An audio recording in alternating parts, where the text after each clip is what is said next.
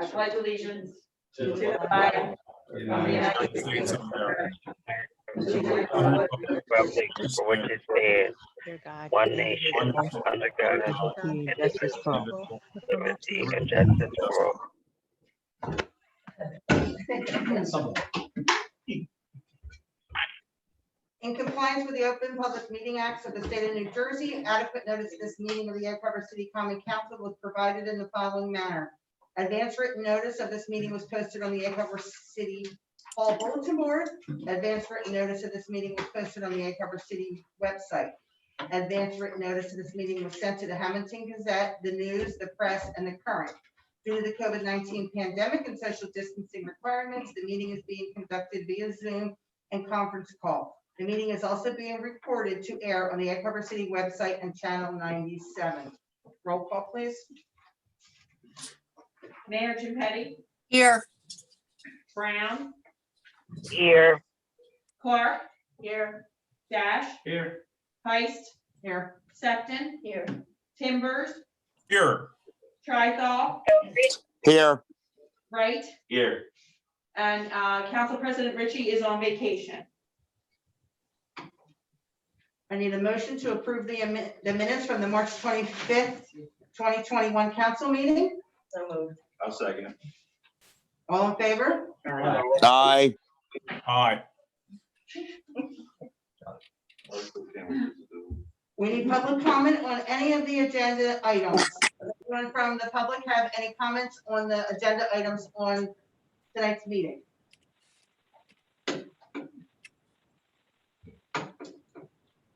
Okay, we can move on to presentation. Representatives of the New Jersey Transit will discuss opportunities for further bicycle and pedestrian improvements to the EHC train station. Are they Thank here? Yeah, we're here. Great, thank you. Hi, this is Barbara Lozaro, Senior Director of Government and Community Relations for New Jersey Transit. I'd just like to thank the mayor and council for inviting us to make this presentation tonight, and I'd like to thank Meg for facilitating our Zoom connection with you tonight. We're really happy to be here to present this vision plan to you tonight. We like to show you some enhanced mobility options for access to the train station. This would contribute to the community's sustainability goals. As everyone knows, bicycling is healthy, it's energy saving, and we will be showing you several different alternatives. Now, what we'd like you to do is look at this vision plan, and after we're done, we will provide you with a copy of the presentation and have your professionals look at it and decide, which pathway is the best for your community. Again, there's a lot of options, and in general, we call it a vision plan, a concept plan for you to look at and evaluate and let us know what works best for the community. So with that, I'm going to turn it over to our experts. We have Mike Viscardi, the Director of Programmatic Planning for New Jersey Transit, and George Cleaborn, the Senior Facilities Planner. So Mike, would you like to say a few words? Yes, thank you, Barbara. Thank you, Mayor and Council, for having us tonight. I hope the weather is as beautiful down there as it was up here in North Jersey. Going to go back to late 2019. Remember 2019?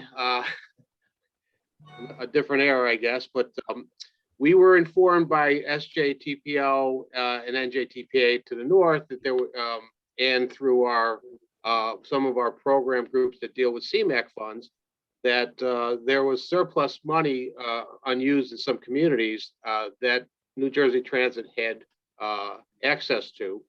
So for the South Jersey portion, we went out with a planner from SJTPO. It was late 2019. And we drove around to all the communities. We looked at a few bus terminals and we looked at train stations in Egg Harbor and the surrounding communities. And we were impressed with the work that was done around the train station by the municipality, the treatment of the intersections and really just looked nice in the area. And it was like, we know you had adopted complete streets. So the thought process was, you guys get it, and you might be receptive to some of the ideas we're going to pitch to you. Basically, it's complete streets applications, and it can be in the form of a painted bike lane. If the streets are not that busy, you could do a bike boulevard, or you can do a combination. Those are the type of sketches we're going to show you. We did this in-house because we don't have the funding secured yet. We do have the endorsement of SJTPO. The feds are going to probably need a couple things at the FTA. They're going to need one, a categorical exclusion process, which for bicycle lanes is not that complex, or for bicycle facilities. And we're proposing both for this concept. I think basically it's an easy process to go through with following the regulations, because it is bicycle friendly. However, we don't, until we go through that process, we don't have the money to spend yet. We're confident we can do it. We don't need it tonight, but we're going to need the support of the municipality that you indeed want to go forward. It doesn't have to be exactly as what we're going to show, but it has to be in basically the same type of schemes, and then they can be developed. Hopefully we can get the funding secured, and then start to actually implement some of the proposals we're going to show you.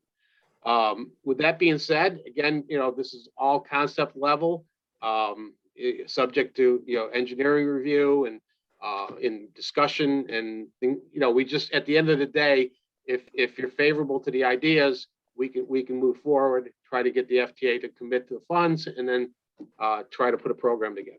So with that being said, I'm going to introduce George Cleaver, an AICP. He's our staff senior facility planner, and he did a great job. I think I was very pleased with the work he was able to produce. And again, it's all concept level, so I'm going to let George go ahead. All right, good evening, everybody. I'd like to echo Mike and Barbara and just thanking y'all for giving me an opportunity to present to you tonight.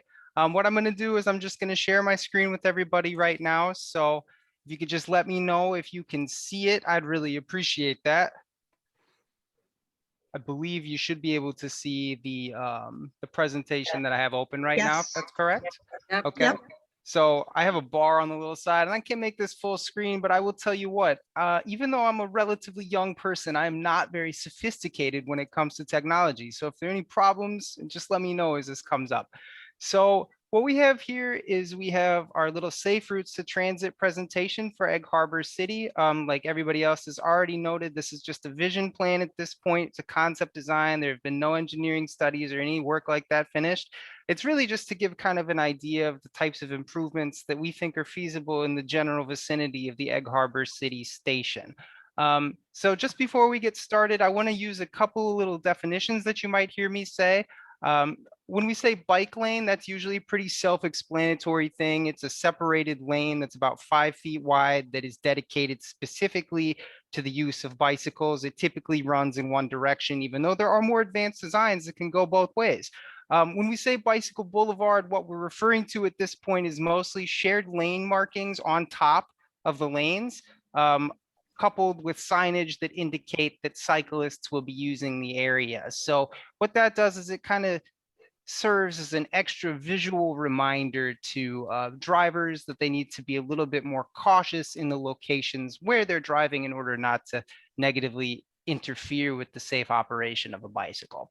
So if we take a quick look at this map right here, what we have down in this little teal section is the Egg Harbor City Station.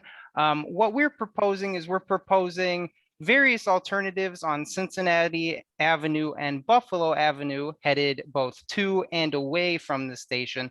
And we're proposing a series of bicycle boulevards on Cincinnati Avenue, Buffalo Avenue, Atlantic Avenue, and I believe it's pronounced Arago Street. So what we have right here we have the existing conditions on Cincinnati Avenue between Atlantic Avenue and White Horse Pike. We have a street that's approximately 35 feet across. It's got a speed limit of 25 miles an hour. It doesn't have any lane markings or anything like that. Cars can go in both directions. We have a similar situation on Buffalo Avenue. In fact, one might say it's exactly the same. The only difference is there are a couple of sidewalks and planting differences, but as far as the lane itself is concerned, it's approximately 35 feet across, 25 miles an hour. Cars can go in both directions. So what we're proposing for our various alternatives on Cincinnati Avenue is, for our first alternative, we're considering making this, we're shortening the lateral distance of the lane from the 35 feet to 10.5 feet, 10.5 feet for the driving lanes, which is enough space for a car, keeping the speed limit the same, and adding a one-way bike lane moving towards the station and a parking lane on the opposite side headed away from the station. So that's the first alternative we're thinking for Cincinnati Avenue. Here's the same view just from above, just so you can get an idea of what that would look like. As you can see on the parking lane, we have the vehicle oriented away from the station. We have a driving lane where the vehicle is moving towards the station, as well as one moving away. And we have the bicycle lane with a little silhouette of a cyclist and a lane marker denoting the direction that the cyclist would be traveling towards the station. So that's the first alternative. The second alternative is relatively similar. We're recommending making the driving lane a 12-foot wide one-way lane headed towards the station, and removing the second lane, replacing it instead with additional parking on both sides. So we'd have 2 lanes for 9 feet apiece for parking. And then we would have a dedicated bicycle lane between the parking lane and the driving lane right in this location.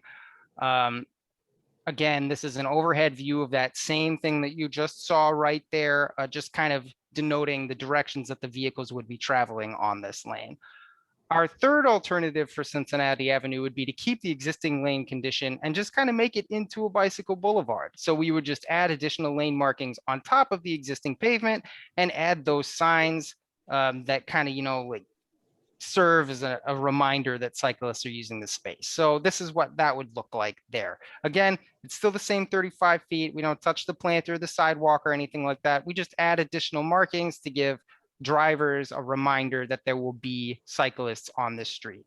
The alternatives for Buffalo Avenue are pretty similar, considering the street setup is almost exactly the same. So I'm not going to go so into depth on that. What we have again is it's the 10.5 feet, both directions. We have the parking lane. The cycling lane is now moving away from the station. You can see that in the proposed alternative 2. The driving lane is now moving away from the station, as well as the cycling lane, with 2 parking lanes there. Here's the overhead view of that. And then the third alternative for it would be the existing lane configuration with just the additional cyclist signage and lane top markings here. They're called sharrows. And then just to get an idea of what the rest of the bicycle boulevards would look like on Arago Street and Atlantic Avenue, we just keep the existing lane configuration, add the shared the road signage, and add the on top of the pavement lane markings as such. It would stay a 2-lane street because, Arago is about 26.5 feet. So it's not exactly a huge street. And we want to make sure that we're not taking away parking from residents and things like that. We are also proposing adding a covered bike rack to the parking lot at the intersection of Atlantic Avenue and Cincinnati Avenue. We think this would be a pretty beneficial addition to the station because it makes riding your bike to the station actually an attractive endeavor. As a cyclist myself, from time to time, I have to say I've definitely have fallen off as the pandemic has gone on, as I haven't really left this apartment very much. But back in the day when I used to ride my bike, I would say there would be nothing more frustrating than getting to a train station or a bus station or something like that and finding that I actually have to chain my cycle up to, say, a trash can or a stop sign or something like that. So for beneficial improvements, we really think it would be crucial to the overall success of these bike lanes and improvements to really include one of these covered shelters, just to make everything a bit more cohesive and a bit more functional. So with that, that's the end of the actual presentation. Does anybody have any questions or anything like that? I have a quick question. This is Ingrid Clark. Now, the choice of Cincinnati and Buffalo, is that just because of its proximity to the train station, or was that something else? It is mostly because of its proximity to the train station. The other reason that we didn't pick a street, for example, like Philadelphia Avenue, here, one sec. Yeah, the reason why we didn't pick a street like Philadelphia Avenue is because it's a main business thoroughfare. It's got a higher speed limit and it's got a lot of parking. So we just didn't think it would be really the most beneficial way to go about actually implementing a cycling improvement. However, as you stated, this is just a vision plan at this point, so we're open to all sorts of alternatives depending on what it is that city council actually wants to do. But I think there's Boston Avenue. Boston Avenue is one of our wider streets in Culver City. Okay, And that's about, what, 2 streets over from Buffalo to the right? okay. Yeah, like I said, we would definitely be open to exploring that alternative as well. Because I think that may provide more space in terms of car parking and like the bicycle boulevard or the bicycle lane. Okay, That may be a safer alternative. Because my concern with Cincinnati Avenue is that since we have this Wawa coming up, there's going to be a lot of traffic in that area closer to the Culver City train station. Where is the Wawa gonna go? Right there on that corner, right there on the left-hand side of Cincinnati. Atlantic and Philadelphia or Atlantic and Cincinnati? Or the whole corner? Philadelphia and Route 30. Yeah. basically. Oh, Route 30, okay. Yeah. But it's taken up almost that whole block. Yeah, that gets a lot of traffic. Yeah. Yeah, we're open to, there's flexibility here. I think as George said, we want to avoid Philadelphia Ave. And I think some buses are on Philadelphia. Generally with our cross sections, when we're doing complete streets, even with our own bus folk, they always want 12 feet of width where the buses operate. And they're not really big fans of having dedicated bike lanes on the same street because you're a gridded municipality. That gives you the benefit of putting bikes on one lane and bus on another.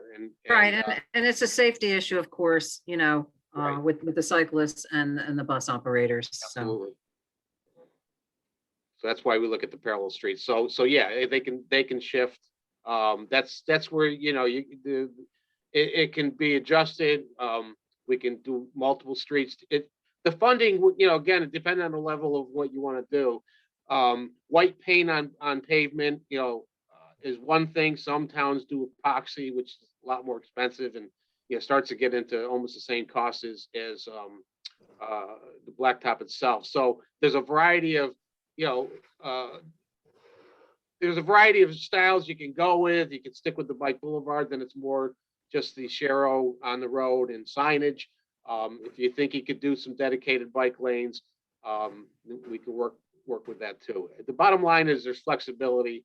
It's just a matter of, starting it off with we picked out these because they surround the station and they had 35 foot of width, so it's not bad. But if you've got a wider street or a street that's less busy, there was some concern with Buffalo Ave with the parking lot there, people coming in and out.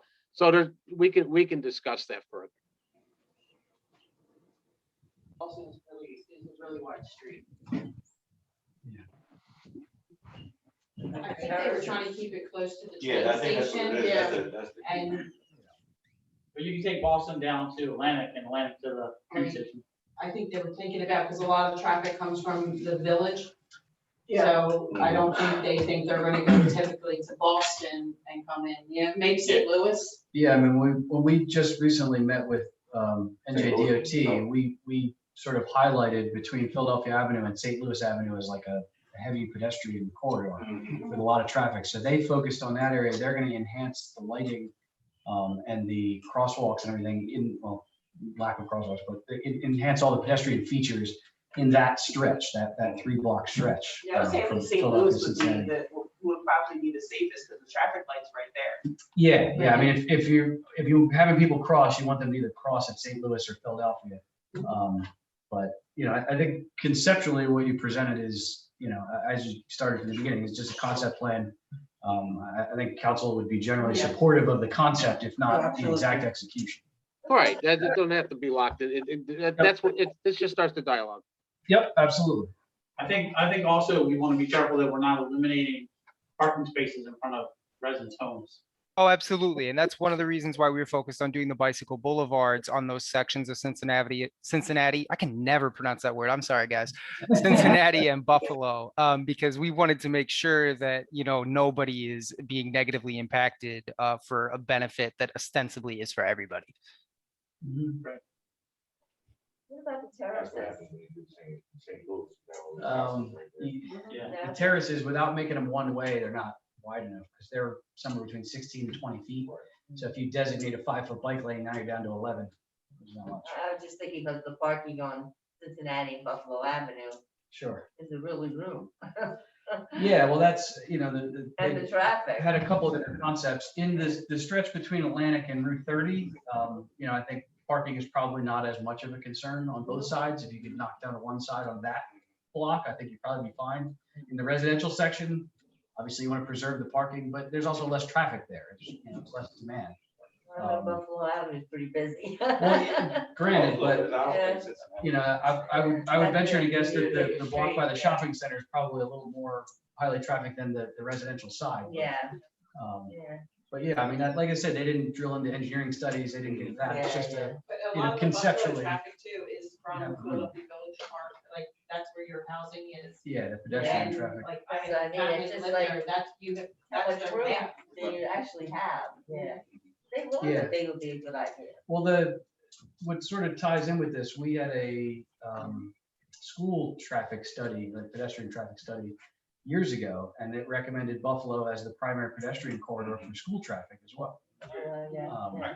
Yeah, You got the Buffalo Avenue School. Yeah. Right, yeah, you have schools right at the end of it. It splits both ways, the Yeah. community of Buffalo, you got the apartments at one end. Right, So, and you Key know. Frank is there as well. yeah, exactly. But I mean, It that's, seems like it's such a tiny street, to be doing all this and the parking and. well, that's, yeah, I mean, as you start to drill into it, you start to try to put those puzzle pieces together and Yeah, figure out, yeah. you know, Now, do how it all fits. these bicycle corridors, do they do they intersect with our bicycle path that's going to go out to the lake, or is there a break in between? So right now, we have a pedestrian path planned out to New Orleans Avenue, up New Orleans to Deesterwig back to Philadelphia, and then from there to the lake. So that's our citywide bike path. Anything that we can do in between, I mean, ultimately the goal should be to connect to that in some way. Right. You know, how that happens, whether it's Buffalo, whether it's, you know, Arago over, you know, there's plenty of other options for how to connect the dots. But I mean, ultimately, you want to look at it as a network and not just have a couple of dead end trails. Right, that's what I was thinking, yeah. Well, I think it's a great idea, even if we only decide to do Arago and Atlantic Avenue and the bicycle station at the train station. I think it's something that would really complement all the hard work and effort we've put into that area on Atlantic Avenue in a very wonderful way. So I think anything we can do is great. And I think that it's a good idea for Egg Harbor City. And Buffalo Avenue, I don't know who mentioned it because it's hard to hear, but that is a big thoroughfare because we do have the Crusaders out there and we have the apartments and we have, you know, it's a small street, but hopefully we can make it work somehow because it's a true used thoroughfare in the school and everything else. So. One thing I did forget to mention over the course of this, and it just needled its way back into my little brain. But as we're talking about creating, you know, like a comprehensive bicycle system and network and, you know, things like that. One thing that we actually talked about yesterday was also including potentially a smaller bicycle repair station at the bike shelter. So that might be something you guys may want to consider as well. So you could have a, you know, like kind of like a full service system. We recently working on a project with another group someplace else about this, and it's a pretty valuable addition to towns such as yours. So it might be something you also want to look into. Yeah, it's not expensive. It's a very simple unit. It's got a pump. It's got wrenches. It's definitely something you want to, you know, I'd put it in the vicinity of the, if you go with some covered bike shelter, that'd be a good place to put it in the corner of it where it doesn't interfere with the bikes. But yeah, we can throw that in. Coincidentally, we're looking at putting solar panels there now, so that might be a dual purpose. And could Atlantic Avenue extend across Philadelphia Avenue west at any time? Like, is that a possibility too or not? It could. Because there's a lot of room there. Yeah, absolutely. That's heavily traveled by bicycles also and pedestrians right along the train tracks there. Well, we've got the 10-foot wide off-road mixed use path on the south side of Atlantic. So if we can get across the intersection, you can tie into that path. Yep. Yeah, and connecting to trails you already have is we can definitely work that in. Like all the way down to Deer Street, or are they just going to the pike? I mean, it seems like he's bringing it to Arago on that. all the way down to Arapahoe. Yeah. Got another point. I heard you're gonna do solar panels. Is it possible we could have like hookups for cell phones where you can plug in your cables? Well, we talked about charging stations. The idea for phone charging, I don't think has been discussed, but Okay. I suppose it's possible. Well, I did actually find out from Ken Mosca about the charging stations. It was a little bit off topic, but he did say that council had nixed the charging stations last time, but Ken Mosca said the Atlantic Electric is going to offer grants for that. And the charging station, the person who's charging their car actually has to pay for the electric, not the city.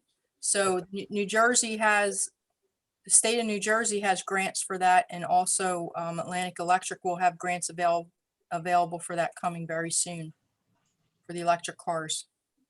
Yep, But not cell phone. not the one we're announcing. Well, they got the Cedars football field for that. The previous discussion with that, They all plug in my outlets, they're all that. Use your phone charger in your car. yeah, the previous discussion we had about the vehicle charging stations, the primary concerns were long-term maintenance and upkeep. That the city would have to bear them going forward, but I Yeah. think it was the fact that they thought the city had to pay for the electric. That's what my recollection is. that could have been too, but yeah, I mean, it's definitely something worth looking at. The electric car market is expanding pretty rapidly. There should be funding available, presumably both to build it and to maintain it, so. Well, Mayor and Council, if you don't have any further questions, what I'd like to do is provide Meg with a copy of this for distribution. And also, request that you have your professionals look at it, your police department, your planner, your engineer, everyone, have a thorough review of the vision plan. And then, come back to us with your suggestions and, what you think will work and, what you think, might not work in the community. Thank you so much, Barbara. And I appreciate you guys coming to the meeting tonight to give us this information. You've stated that we have been diligent in seeking these types of improvements in our community over the years. And I'm really honored that you have chosen us to be a part of this endeavor. So thank you. Oh, well, thank you. It's important that we recognize, what the communities do, for improvements. And if we can further enhance that, we can be great partners in this. Barbara, provide me, this is Meg, send that to me and I'll forward it to all of council and anyone else who wishes to see it. Okay, fantastic.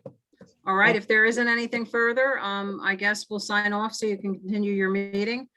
Thank you again for the opportunity. It was a great meeting, everyone, and we look forward to working with you on this project. Thank you. Thank you. Thank you very you. much. Have a good evening, everybody. Take care. You Bye-bye. too. Thank you.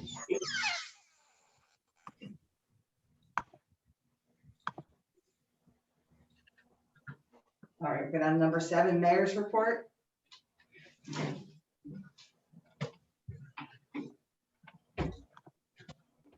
Nanette was supposed to join us tonight. I think she'll be joining us later. So I'll continue on with a couple other things. A coalition report. I don't think Candace is here tonight, but I just wanted to let everyone know that the coalition through the Zion Lutheran Church and the Egg Harbor City Community School donated beanie babies and blankets to the Egg Harbor City Police Department. They will keep those in their cars and give them out to people that need them. And we thank Pastor Kathleen for her service to Egg Harbor City. Her church is very active in our community. The coalition also planted pansies on Philadelphia Avenue, and they did a cleanup on Philadelphia Avenue. As far as the new stop signs go, I was asked to contact Denny Levinson and write a letter, which I did. And Denny agreed to get the message board signs in Egg Harbor City. So the stop signs that were supposed to be put on Arago Street are there. And we have the message board signs directing the change in the traffic pattern, which is wonderful. We'll have those for 2 weeks. So that should go smoothly. I would suggest the council consider putting stop signs on other side streets that would help slow the traffic down those streets. I know Beethoven's a big one also, so that's something to think about. Also, the citywide cleanup is in progress now, and the info for that is on the official Egg Harbor City Facebook page. So far, we have 13 people signed up, and one cleanup was already done, and it will run until May 2nd. So anyone who still would like to participate in that can do so by emailing Egg Harbor City Cleanup 2021@gmail.com. But as I said, that information is on Instagram, the official Instagram and the official Facebook page. Lisa, Yes, if you have anyone looking for a spot to clean up, I noticed today on my way down Moss Mill, Cedar Creek, where the driveway is on the other side, somebody threw a ton of garbage. So if somebody's looking for a spot, that would be, you know, a good spot for somebody to do. okay, thank you. Yeah, that's usually on the list. Moss Mill is a horrible road. Yeah, well, it's a mess, and I had to be my granddaughter in the car, so I couldn't stop and do anything about it. Yeah, usually the Cedar Creek, you know, they send a lot of people out, but with the COVID, it hasn't, you know, last year, obviously, they didn't come out, the sports teams, and this year it's been, so we'll see what we can do. Hopefully we'll get some more people out. So also we talked about we had a meeting the other night with Donna, and we talked about an opportunity for a recreation grant, but I spoke to Ryan about that, and he said it's only $2 million statewide, which may not be a big concern since we did get a $726,000 grant for the bike path that's coming down Philadelphia Avenue. But Ryan, did you want to talk a little bit about that? What you know? I know you had sent it. Yeah, I think we should probably try to dig in and see the scale of what kind of projects they're envisioning, because as Lisa mentioned, we got a $700,000 grant when there's only $3 million statewide. But that was sort of the directive of the program. They were going to focus a lot of resources on a couple of grants. You know, you don't want to submit a $500,000 application if they're trying to give out $110,000 grants. So I think we just want to vet the program a little bit, try to figure out what their goals are, and maybe get some informal information on, you know, how they plan on dispersing the funds so we make an intelligent application.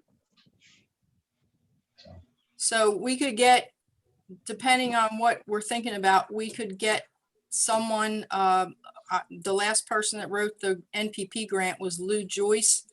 If it's worth our while, possibly we can get him to write the grant. He's very connected in DCA. Ryan, what do you think? Unless Remington Vernig wants to write the grant. Well, I mean, we can reach out and just, you know, sort of feel out the program and what their requirements are going to be and what they're looking to fund, you know, and then go from there. If it's a simple application, we'd be happy to put it together. If it's, you know, if they're looking for an extensive portfolio, then maybe we can look at, you know, bringing in some assistance. I don't know, Brian, did Lisa tell you what we were talking about doing with the money? Potentially with the dam or? No, we were talking about Okay. the recreation grant, doing a basketball court behind where we just did the tennis courts. Okay. And, Next, yeah. Next to it, yeah, The right old there. T-ball field. I guess it was. Yeah, it's the old, yeah. and Ingrid showed us, a workout, Yeah, fitness court. a fitness court, but we could get grants through like Atlantic Care and such Yeah. to put in the fields back here behind the playground, Mhm. and then take the recreation grant and do a walking path around this entire block. Do a Okay. designated lane for a walking path so that people could walk safely Yeah. and people could use the fitness court while their kids were on the playground. And now that the playground's gonna be fenced in soon, that's even more beneficial for people to come out and use it because they know their kids, you know, are in a Contained. fenced in area. Great So, idea. so that's what our vision for Parks and Playground was that we talked about the other night. Yeah, no, I mean, I think that's a good idea. We can, you know, try to lay out a schematic and put some costs to it and see if it fits with the program. And Ryan, the deadline, I think, was it May 31st? Yeah, I think it was end of May. Yep. Okay, so we have a little bit of time, but not much to come up with something that we want to do. So if you're free, Ryan, and you would like to engage in that conversation and try to get something going, let us know. If Yeah, not, we can certainly reach out to someone who can write the grant. yeah, we can do the preliminary reach out, like I said, just get a feel for the program and then, put the cost estimate and see where we're at. Okay. So then I guess the other thing, Nanette is actually trying to get on the meeting right now. I'm in. Oh, good. Okay. Yeah. I was going to talk about the Mighty Oak for Arbor Day next, but Nanette's here. So Nanette, would you mind talking about that? Sure, no problem. We have several events planned. On Arbor Day is May 30th. It's a Friday at noon. We're going to plant a tree in front of City Hall in the location that was selected. And I already got a tree from Galloway Nurseries. It's going to be a weeping redbud tree.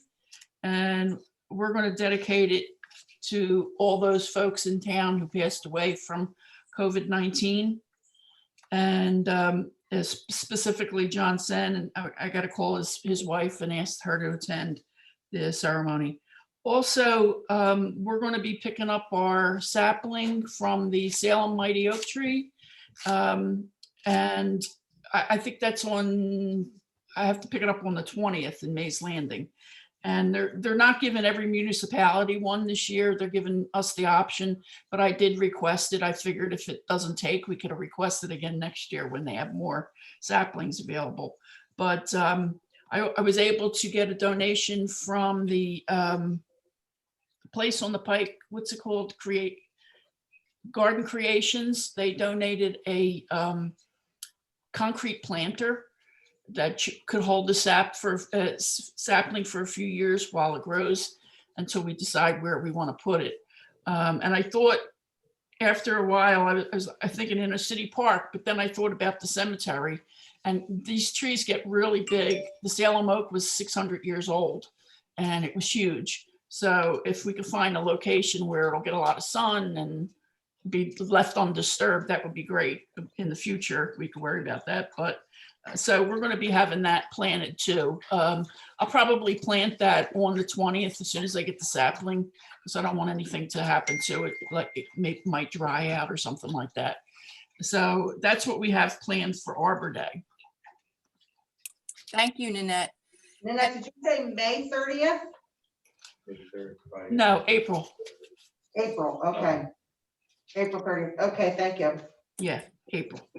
Nanette, if you want that on Instagram, just send me something. If you have a JPEG, that's better. Yeah, I was going to do something this week coming up. You have Dana, you have Dana Seaver's email? Yeah, no, not her email. Okay, well, send it to me and I'll send it to her. She does the Instagram for the city. Oh, okay.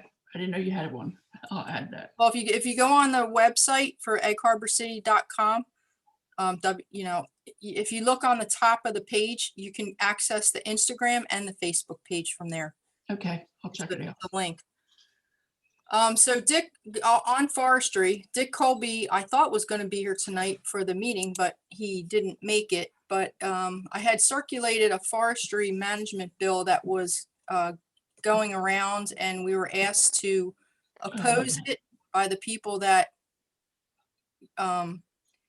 sent it. And as far as Dick was concerned, he says there's a lot of benefits and to each side.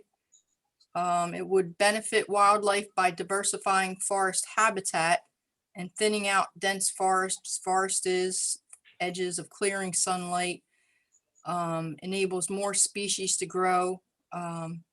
It reduces the likelihood of devastation by forest fires, but it costs money. So basically, what it is an unfunded mandate by the state. And I don't know if anyone on city council had time to look at the information that I sent out, but if you want me to write a letter in opposition to the bill, I can. If you are in favor of it, I won't. So I would need some feedback on that. And Annette, do you have any feedback on that? Well, would you have to write a letter against it? I mean, you could just ignore it, right?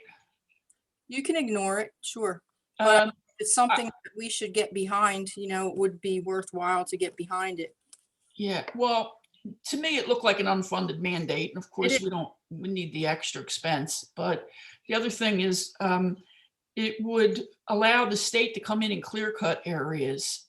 And I don't know if we want to do that. It could affect, I don't know if the Shire Brothers has any cedar stands in Egg Harbor City. I know they have some in Galloway, and it could affect their business. And they're like stewards of the forest where they cut them down and they replant and have new trees grow. And that's the way those Atlantic white cedars grow. They can't grow unless they have sun hitting the ground. Or not, So- Pauly Shire came to council at one point in time, many years ago, probably like 6 years ago, and asked that if he could cut some of our cedar, because we have a wealth of cedar.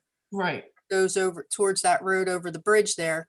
And the council at that time said no, because they were fearful.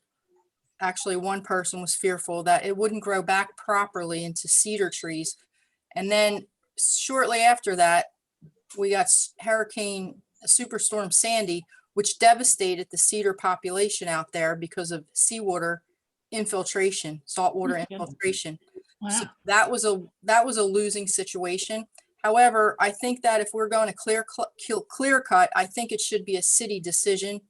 I agree. think it should be a state decision. So I feel as though that the bill should be opposed. And actually, our fire department does a lot of controlled burning in those areas. Right. And they're very good at what they do. And they have the support of the forest fire guys. And, every other year they burn everything that they can do.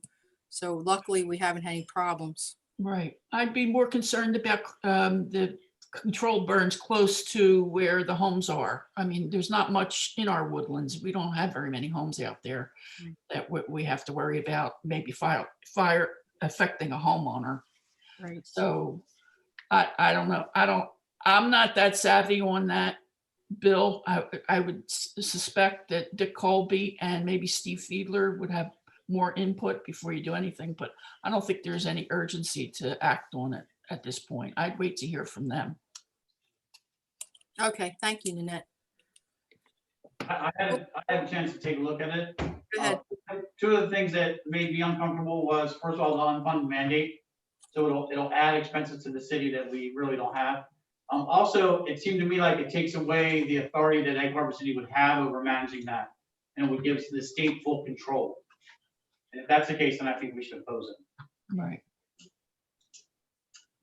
Well, if council wants me to act on it, you can let me know tonight, or we can wait, or whatever. If you want to take action tonight, let me. That's it. Okay, can we take just a straw vote on? Did you want to, Mayor, do you want to wait to the next meeting, people ponder it and think about it, or do you want to? Yeah, I mean, I think so. That might not be a big You idea. have to respond by. For people that haven't looked at it, might not be a bad idea. Okay, then we'll. Maybe put on the agenda for the next meeting, Meg. Okay. The August 22nd for. Yeah, maybe we can get some more information from Dick. Okay. And the only reason I bring it up is because we are a Pinelands town, and we have a lot of forests, and we have a lot of cedar, believe it or not, towards the north end. And, we have to think about these things as they come along. So I guess the only other thing I wanted to go over is I had a phone call from Gary Hess, which I knew I would get.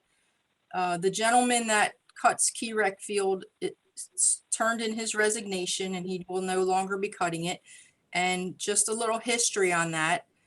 The city used to pay Key-Rec $5,000 a year to take care of the fields. So they would have to pay someone to cut the grass there, and they paid George Homan, and that was $5,000. They had to also pay the taxes and all the other things that go with that. So it was actually costing them more than the city contribution of $5,000. So at that point, they turned the payment to Bruce to the city. So the city has paid George $5,000 for several years now to cut the field. And which he's done a great job doing it, but he can no longer do it. I believe he moved. So now we're stuck with, we have no one to cut the field. So what the suggestion was is to look into the people that cut the cemetery, which is Lucas. Is that correct, Meg? Yes, we did look into them. We did get a quote. We got a quote and it's $360 a cut. And the estimate that Lucas gave us was 25 cuts, but Gary Hess says it's at least 30 or 32 cuts, which would be pushing the $12,000 mark. Okay. So we know, well, obviously, since we don't pay George anymore or Bruce anymore, the KEREC gets no contribution from the city whatsoever anymore to do this. So we have to decide what we want to do. Now, I spoke to Keith after I spoke to Gary, and Keith said that he would be happy to do it in Public Works. As we know, we're going to be selling the water plant, so there would be more manpower available to do that. And he could do it on, city time. It's a 6-hour cut once a week.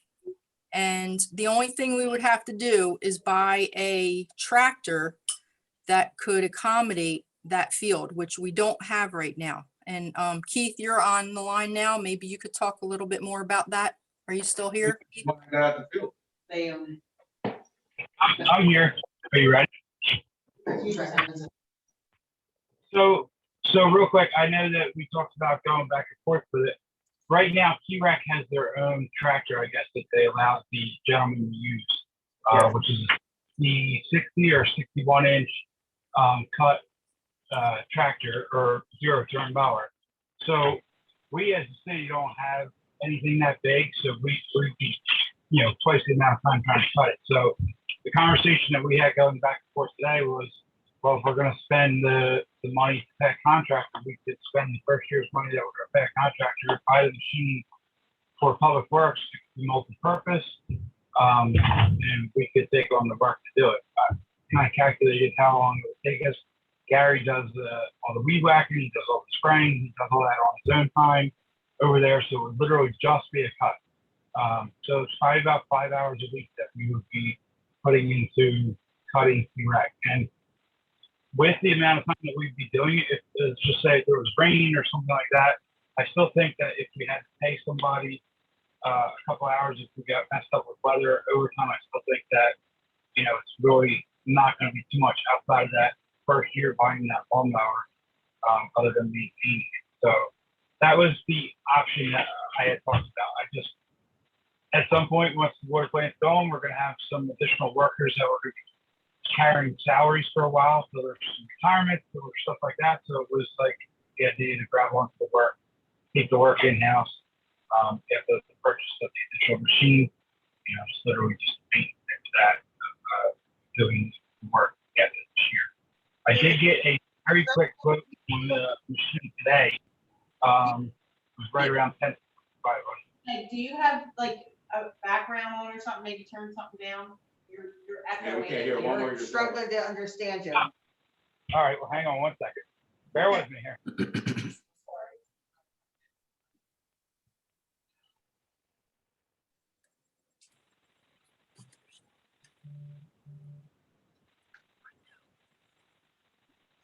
Okay, can you guys hear me any better? Oh my God, that's perfect. Okay.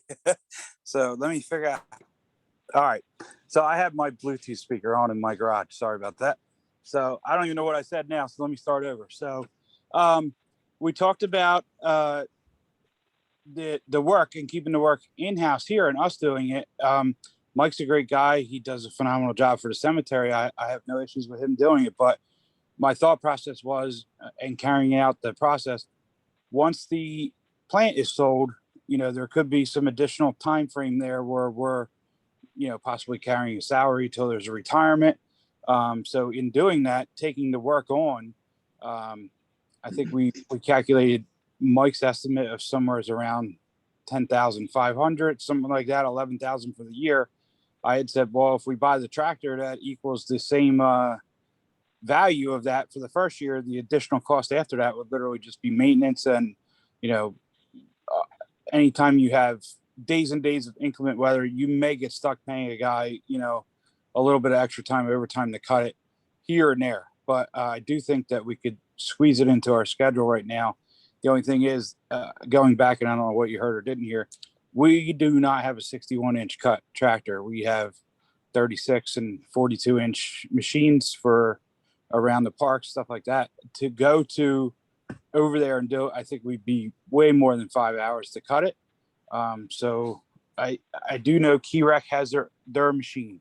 From what I understand, it's not a city machine, it's Key Rec's machine. So I'm sure they would want to maintain that machine or keep property possession of it. So we would be looking at a rough idea of what I got today was around 10,500 for the machine that we would need.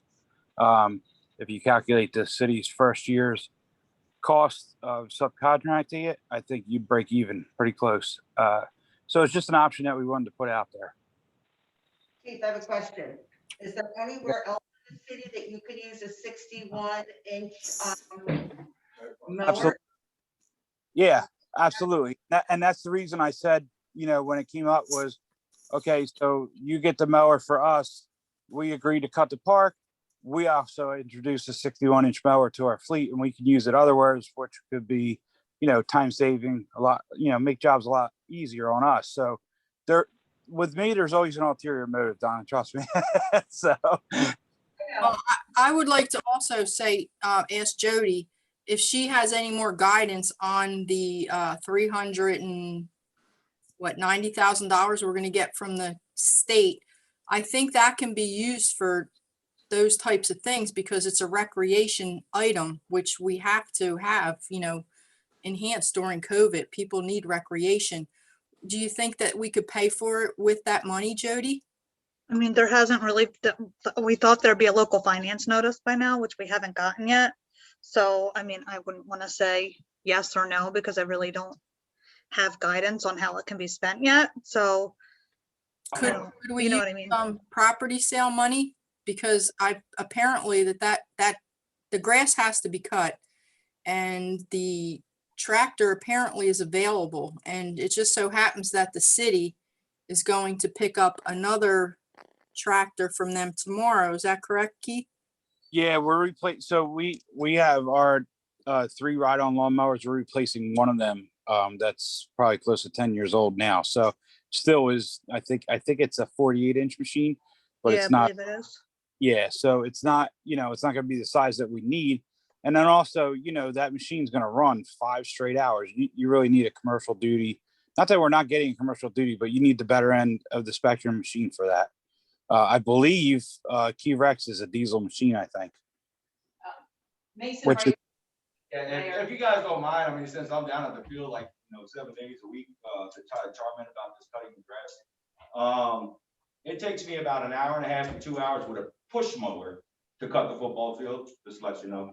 Cause there's times that Bruce couldn't get down there or whatever. It shouldn't take, 5 hours to cut that grass. And that's weed whacking around the bleachers and everything like that. So, because there's times where we get a lot of rain, that grass has got to be a certain height. But when I line that field on Friday night, that's the whole issue. And sometimes Sure. it was never cut right.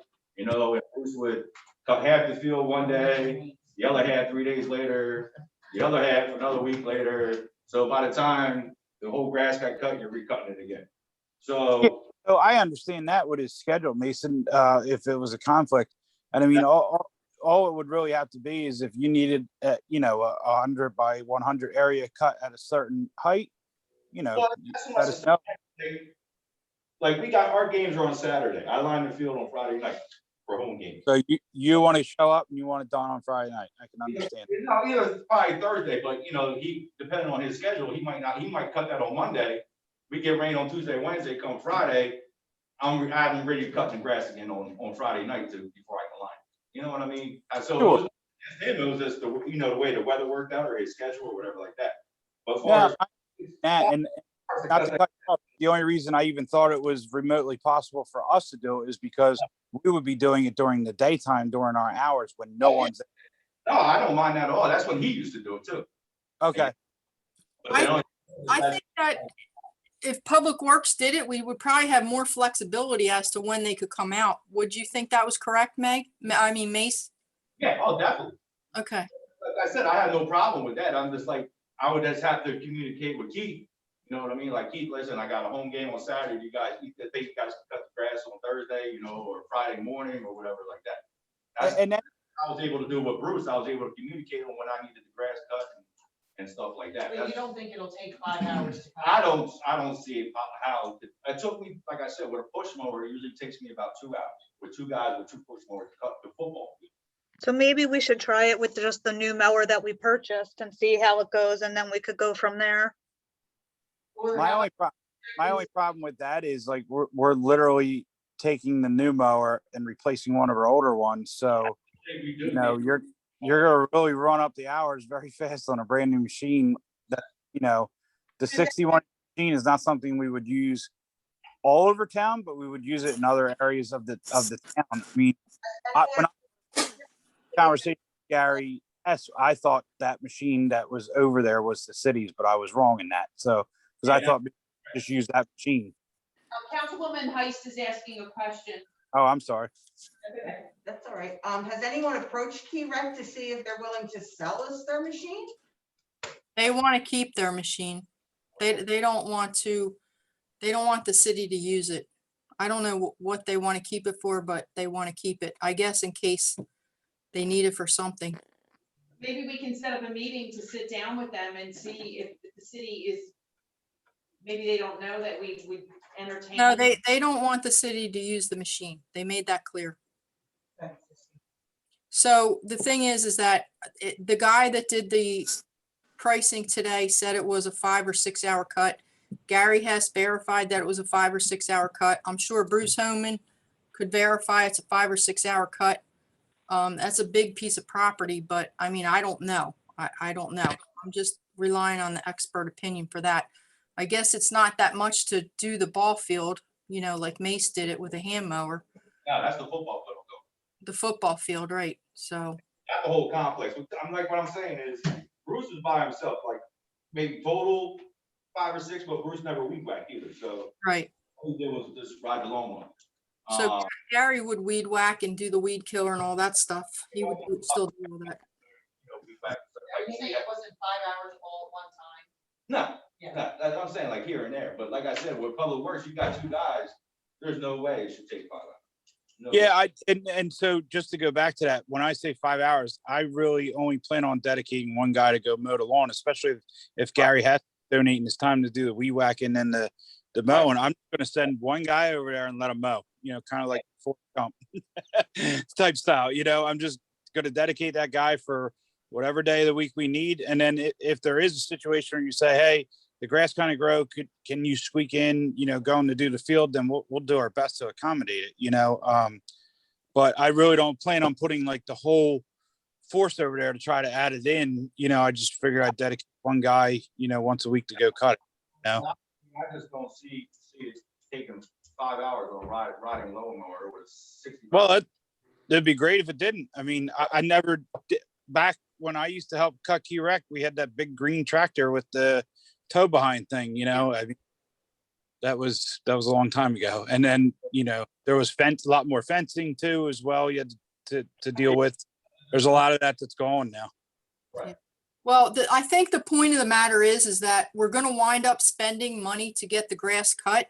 So do we want to give it to Lucas to do it for 1 year? Because we have to cut the grass. There's no 2 ways about it. Sports are going to be starting very shortly, if not right away. And we're going to have to pay him to do it and spend closer to $12,000 a year, according to a 30 or 32 cut. I think it was 380 or 360. I don't remember a cut. Or we invest $10,600 in a tractor and save money and have a piece of equipment and get the grass cut for free by Public Works. I mean, you'd only have to put out $10,600 for the first year. And that stays in-house instead of giving it to someone else to do it. And I think that's what you really have to consider tonight. That's what I'm all about. I think that's the best way to do it, is to purchase the 10,000, because it's gonna probably take more than 30 seconds. I've had my hand up for about a good 5-10 minutes now. This is Scott. I'm in agreement with Keith. I think we should buy the tractor, keep it in-house, have our workers that are insured do it, and everything else. So that way it's what we take care of. We have the tractor, we have the equipment, we can use it whenever we want to. And that's my opinion on this. All right, so Meg, let's do Should we it. ask Jody, is there anything, do we have? Well, we're gonna have to figure out the funding for it. We don't just have 10,000 sitting there for this, so we'll have to figure that out. But I mean, I don't think we shouldn't do it. I'm just saying, I mean, in the meantime, we have lawnmowers to cut the grass. It's not like we have to have that one lawnmower to start doing this. Well, the only thing is, Jody, is that they had to wait like 2 months for the other lawnmower to come in. Right. And they have one in stock tomorrow. They could pick it up if we could possibly get the money from somewhere. I don't know. Capital expenditures? I don't know. I don't think we have any ordinances right now that have that. Jody? Yes. Meg speaking. Apparently, we're having trouble hearing the people in-house tonight. I was thinking possibly, I've been talking to Donna and the members that are present in City Hall. Is it possible, I mean, Jackie can vouch too, that Lucas doesn't overcharge us. He does a lot of work at the cemetery. Possibly, if we need it cut, we could reach out to him to cut until not to use him for the year, but to get us through to we find the funding and something like that. But we are. I mean, I just don't understand why for a couple cuts until we figure it out. Does Public Works not want to use the 48 on it at all? Keith? I mean, it's not like. It's not that I say that. It's just and not to sound like smart about it. I just don't want it to be forgotten about. And then we're beating all old equipment about trying to take on the task when, the task is greater than really the equipment we have. Yes, could we get it done for a medium amount of time? But I think the point was they have a machine there. It took me 2 months to get my last machine. As everybody knows, with COVID, it's very slow. So the idea of picking up tomorrow, maybe be a little drastic, but could we give him okay, and we, hold it for 2 weeks or something until we were to figure it out? Yeah. If not, we're going to be two to 3 more months down the road trying to pick up another machine. So I'm not against using them. No, I'll use a lawnmower cut any grass. I just don't want to be forgotten about. And then we're beating up the equipment that we have and then just purchase for, what we need it otherwise. That's all. That's the point of it. Just a quick question, more, I guess, for Lisa. We used to pay George Homan for the grass cutting out of Key Rex. Will we not, are we just leaving the? Yeah, they won't get any city contribution because we're actually contributing more, so. Okay. Some will go towards the new tractor and we just have to come up. Right. Exactly. I think that's fine. I mean, we probably could come up with somewhere to maneuver the money for now. So I think that's probably fine. Tractor, since we don't have to pay George, the tractor really only costs $5,600. Right. Come up with that. Right. Yeah. I think that's fine. That's why I was just thinking that if we have that key, because we do have that money in the budget. So you're right. I think, that's fine. Okay, so this is Angela, Councilwoman Heist. If you could just take a vote to see which members of council want to expend the funds and which don't. And if they do, then Jody could come up with the money in 2 weeks. If she doesn't come up with the money, that'll give us 2 weeks until our next council meeting to come up with another plan. Thank you, Angela. That's what we were trying to do. I was trying to bring the meeting back to Donna to say that. Sorry, I'm new at this, guys. I think we're not being heard here. Is there something down, Jody? What'd you say? I'm sorry. I feel like.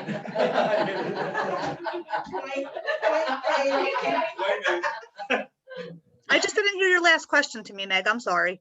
No, I feel like the people in the room are trying to speak and they're not being heard. Are we too low in here?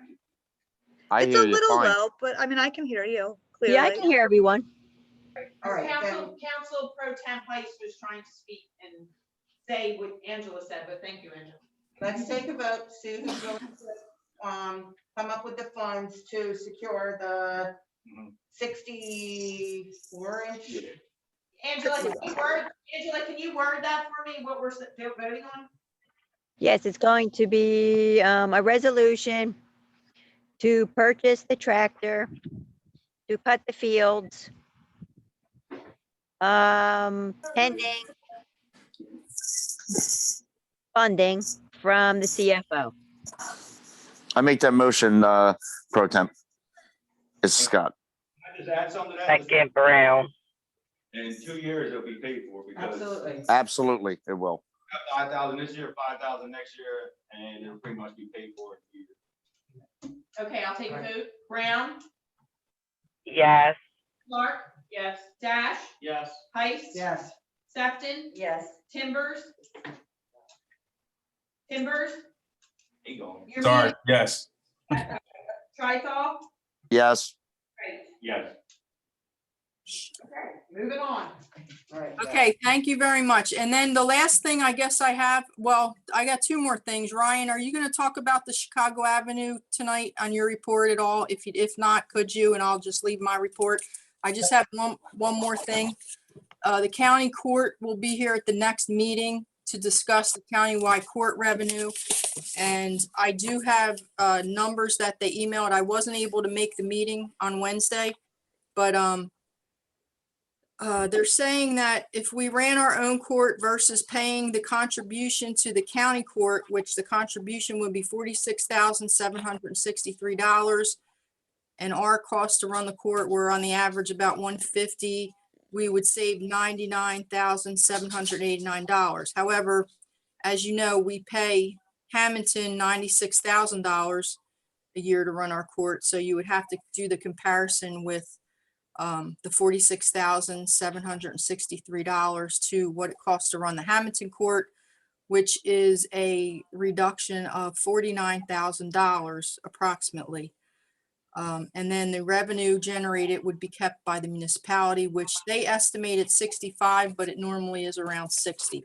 So next week, our next council meeting, we'll be able to hear more from the county court people in charge of this, and you all can make your decision as to what you would like to do. And that's all I have. Thank you. And I can forward those numbers to you because I did get an email with those, so I can share that so you're prepared. I think we just got it in our inbox. Oh, you did? Looking at it Okay. right now. Okay, great. Yeah. All right, committee chair reports. Does any committee chair have a report? I do too. Mason, go ahead. I got the utility monthly receipt report for March. Water currently 154,493. Year to date, $376,894. Sewer current 87,683. Year to date, 186,585. Fire current $3,897. Fire year to date is $9,115. Interest for current is $1,220. Interest year to date is $2,139, bringing the total for current $247,294, and the total year to date $574,734. Thank you. Thank you, Councilman Daz. Code enforcement, I got a report from Donna Heffley and Steve Hadley. Administrative duties, there was 80 of them. Certified mail, code compliance reports 22, in-person notifications 19, inspections 220, investigations 54, red cards issued 7, telephone email notifications 113, TV tags issued 19, zoning reviews conducted 78 for a grand total of 612 items. The income for the first quarter of 2021 for that department is $22,548. That's it. Anyone else? Meg, anything on Jeff? Nothing. Okay. Director of Public Safety. Good morning, good evening, everybody. For the last pay period, which was from March 21st to April 3rd. The police department handled 1 burglary, 3 frauds, 1 narcotics arrest, 1 stolen motor vehicle. We handled 5 motor vehicle accidents. There were 172 traffic stops. I just found out today that I've been giving you wrong numbers when I was telling you how many tickets were issued. I was reading the report from the police department that says summonses issued. And then when I read the consolidation report, it showed many more summonses than the first report. And what I was told was the number of summonses issued on the Egg Harbor City Police Department monthly report to the appropriate authority, where that reflects the number of traffic stops that resulted in motor vehicle tickets. So basically what we have is, like, for this last period, there were 180 traffic stops altogether. 62 of those traffic stops resulted in 129 traffic tickets. So you can see the number is much more than what I was reporting. Just to give you a quick rundown, the first 2 periods, there were 88 traffic stops, 41 resulted in 58 tickets. In the second two weeks, there were 313 traffic stops, 111 resulted in 216 tickets. The third one, there were 317 stops, 158 resulted in 283 tickets. The next one, there was 191 stops, 61 resulted in 131 tickets, 205 stops, 61 resulted in 100 tickets. And this last 2 periods, there were 180 stops, 62 of them resulted in 129 tickets. So when you average that out, we've been averaging about 150 tickets every 2 weeks. And most of these tickets are payable by mail. So I think the court revenue will reflect, that it should be in pretty good shape. Tomorrow will be the last day for the Atlantic County Sheriff's officers that assist us. I'd like to thank Sheriff Schreffler and the officers that were down here. They were a great help to us, as you know, because you saw the extra cars out there, which we will not be seeing from Friday forward. We made 2 drunken driving arrests. We made 6 other arrests. They handled 4 business alarms, 3 residential alarms, 2 domestics. We had 20 EMS incidents, 1 firearm at-ball this time. That was easy. And we did 207 property checks and 10 public service calls. So that's where we're at. Mark, I have a question for you. When it says, I had questioned you about this before and you didn't have an answer for it. When it says summonses issued on the breakdown that's reported for the monthly report to the appropriate authority, it says 62. It says 172 traffic stops. Yep. And then what that means, I was told, when you look at the consolidated report, that shows the actual number of citations issued. What I was told was where it says summons is issued, they're the amount of traffic stops that resulted in tickets being issued. So there many times, 62 tickets issued. no, that I agree with you. That's the way I was reading it, but it's not the way to read it. The way I'm told to read it is, like, I knew this last 2 periods, we had a subject elude the police officers, and 1 police officer wrote the guy 22 tickets. And we had another incident where it was a hit and run, and 1 officer wrote the guy like 20 tickets. So I know in 2 days there were 40 some tickets. And then I looked at 60 for the 2 weeks. I said, something's wrong. And then I looked through the other reports, and the consolidation report shows 129 citations issued. But my question is, why is this happening? Why is there a conflict between the 2 reports? Because I'm told that's the way the computer writes that up. I'm going to straighten that out. I didn't realize it, like I say, until I saw the difference today, and I knew there was 40 some tickets issued by 2 people. So You there had to be remember more. I asked you about this a long time ago. Pardon? I asked you about this a long time ago. No, we talked about the arrests a long time ago. We talked about the citations. I was wondering why they weren't matching up with the report that gets. I remember us talking about the arrests, and we explained that the same. Remember that? Because there were 9 arrests one time, and there were only 6 shown. And you. Well, I mean, it would only be extrapolated out to look a little bit further and see that it says 129 citations and then 62 on the other one. Right, right. Two and two. I just caught it, I caught it today. And then I asked about it today and that's how it was explained. It's 62 traffic stops that resulted in summonses issued. It's, when you read this, it's not, doesn't explain it right. It's got to say on here, instead of summonses issued, traffic stops relating in summonses. That's what it should say on the heading. And we're trying to straighten that out. Could it be that they're giving like several summonses on one traffic stop? Yes, that's what it is. There were 60 traffic stops, and out of those, with those 60 traffic stops, they wrote 129 tickets. Gotcha. So, like I say, I knew the one person, they wrote 20 tickets that he ran from them. He ran through stop signs, everything like that. So there was one stop resulting in 20 tickets. So I knew something was wrong when I saw it today. Okay, thank you, Mark. Okay, thank you. Mr. Emmer? Oh, that one other thing, just so that everybody knows, the recruit that we have in the academy will graduate tomorrow, and the mayor and I are going to the graduation that's being held at the convention center in Atlantic City. So we will have the new police officer starting on Monday, but he'll be in the field training position for 3 months. So he won't be considered as an extra person on the street until we should have him in August, where we'll actually be able to count him as an extra, as another body. So just to build on that, we have now 15 fully certified PTC officers, and we have 2 SLEO2s, which equates to 17 officers on the street. Right, and then we have the 3 SROs in schools. 2 SROs. 2? Yeah. Okay. All right. Thank you. CFO report. The only, sorry, put my video back on.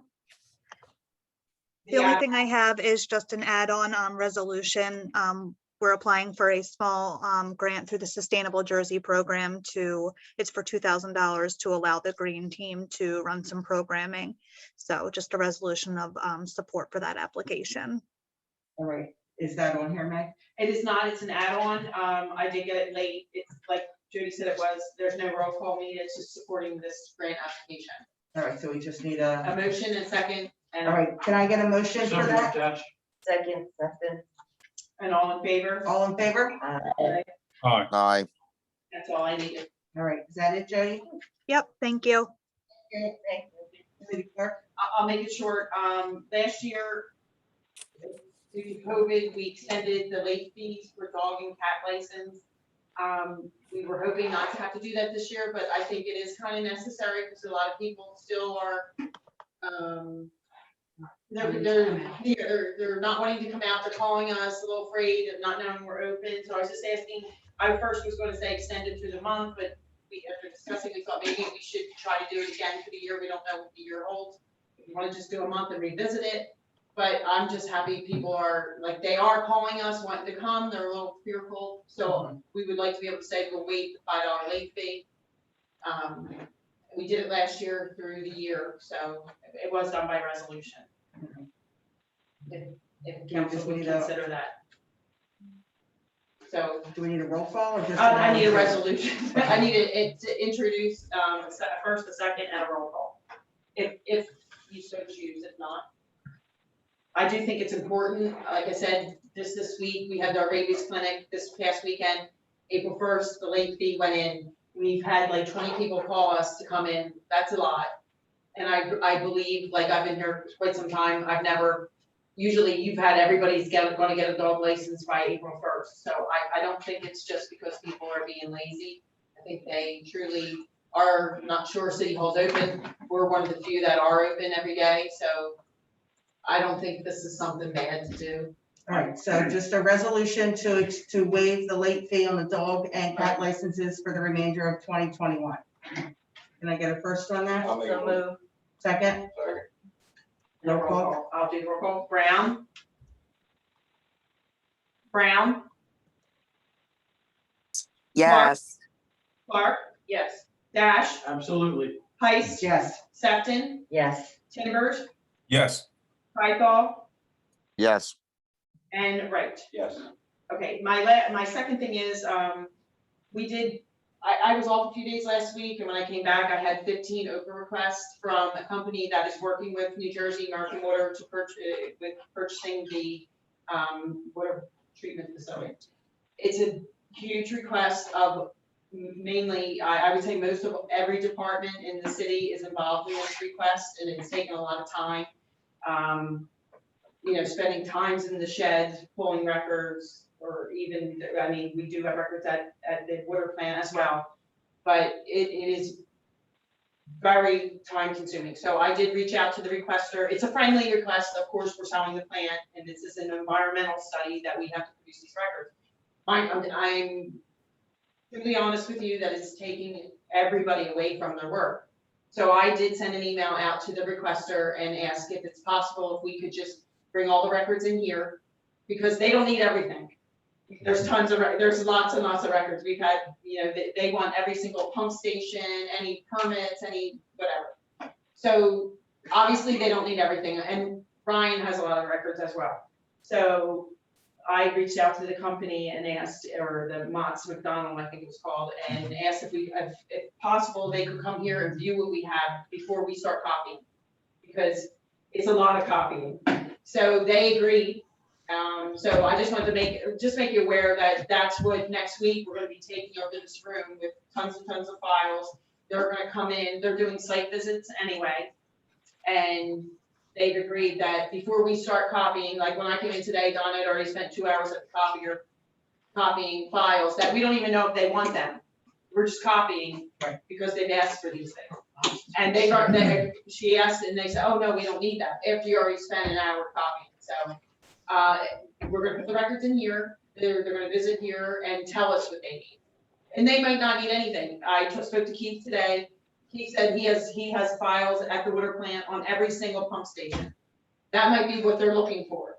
So I just want to make you aware that open request, it is something serious. You have time to respond to them, but they were very receptive to coming here and looking at our records before we have to copy everything. Just tonight, Bill Johnson was here. He pulled everything he has. If he would have copied it all, we're talking hours of copying. He left it there for me to bring into them. Go look through it, see what they want, we'll copy it. I mean, it sounds silly stuff, but it has taken over this open request over our jobs the last few days. So that's where it's at. We've stalled it. They're gonna come here and look at it. And hopefully from there, they'll have enough. But that's all I have to say. So that's, if he's come in here, and the room is probably gonna be available for a lot of time next week. All right, thank you for that. Donna, can I go back to Jody for a second? Jody, did you want to mention the Atlantic County Alliance grant that we got, or no? I have it here if you didn't. Sure. Yeah, I got it. Hold on, let me open it up.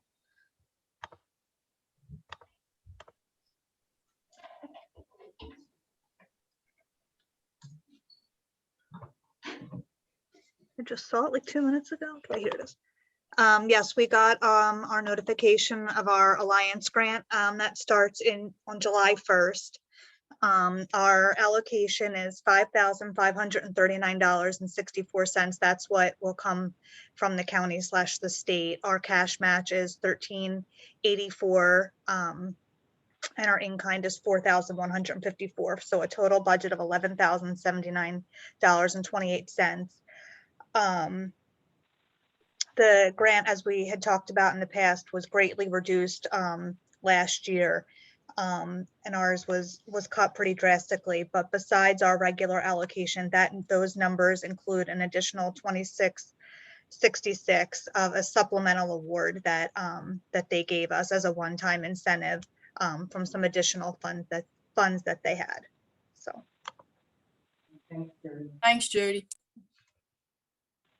City Attorney? Angela? We may have lost her. We can move on, we'll come back. Engineer report, Ryan? Sure. It's not a ton going on at the moment. I'm sure everyone's noticed Route 30, they're now on the north side. So they'll be working their way down, sort of the same they did prior. Once they are done with all of the pipe work, which should be another month or more, then they'll finally start moving onto the road prep and get ready for paving. I mean, it's paving like 20 miles, so it's going to take a long time. But they're making pretty good progress through this phase of the work at least. Chicago Avenue, the 300 and 400 blocks, as everybody knew, that did not go well when we tried to pave it. Everything sort of fell apart. So we're still waiting on word from DOT. We did submit that discretionary aid application for additional funds to cover the expense of going back and essentially milling and overlaying a portion of it. So we're just waiting on a response from them to see how we're going to proceed there. Obviously, we're going to do something. They just advise there's a couple of different ways that it could be funded. So we're just again wait. Now, Ryan, why does DOT have to pay for that? Shouldn't the person who did the watch the roadway have to just redo it at their own expense? So the contractor that did the work, what we specified was a 6-inch pulverization and then a 2-inch surface course. That the truck that they had that was bringing asphalt that sunk down almost 2 feet. I mean, that's well beyond the scope of what they were doing. It's not their fault that there was clay under the road. I mean, we did road cores, we didn't detect any clay. But once they did the work and it got saturated, it was there. There was no getting around it. Okay, so what happened was beyond what they had. Right. It wasn't something that they messed it up. They did something wrong. There was unsuitable material underneath that wasn't, no one was aware of until it fell apart. So, we talked with them about, doing it essentially at, minimal expense. They're not going to mark it up, certainly. But, there's a lot more there that they, it's not really their fault. It's not their fault. There was clay on the road for the last 50 years. We're working with them to try to, make sure we're not killing them with it, but they're not, you're getting a big change order out of it. You're taking a bunch of money home. Thank you. Yeah, no, absolutely. It's a very good question. You don't want to pay for a contractor mistake if that's the case, but this was not really their fault. Do we have any estimated time frame for it? I mean, as far as doing the work, the contractor, I think, would schedule it within a week or two once we have word on the funding. We were kind of hoping we would have word a couple weeks ago. It's dragged out a little longer than we thought. We reached out to our contact at DOT the last couple of weeks, and he just keeps saying, like, look, I did my part on DOT Region 4. I had to submit it to the central office. I'm just waiting to hear back from them. So, once we have confirmation from DOT of how it's going to get funded, we should be able to move pretty quick. Okay, I'm getting requests from residents on that block because when it rains heavily, the street floods. There's puddles everywhere. 4 to 6 feet from the curb. So if you're parked, you can't get to the sidewalk. Yeah, so what happened was as the road started to fall apart, they were trying to reshape it with the roller out in front of the paver. Normally what you do is you prep the road, you have a crown, and you get it all set up. So as they were going back and forth with the roller, trying to correct and get rid of the tire tracks, the ruts and stuff, they ended up sort of pushing the shape out. I mean, the whole thing was like a waterbed. So as they pushed in the middle, it heaved on the sides.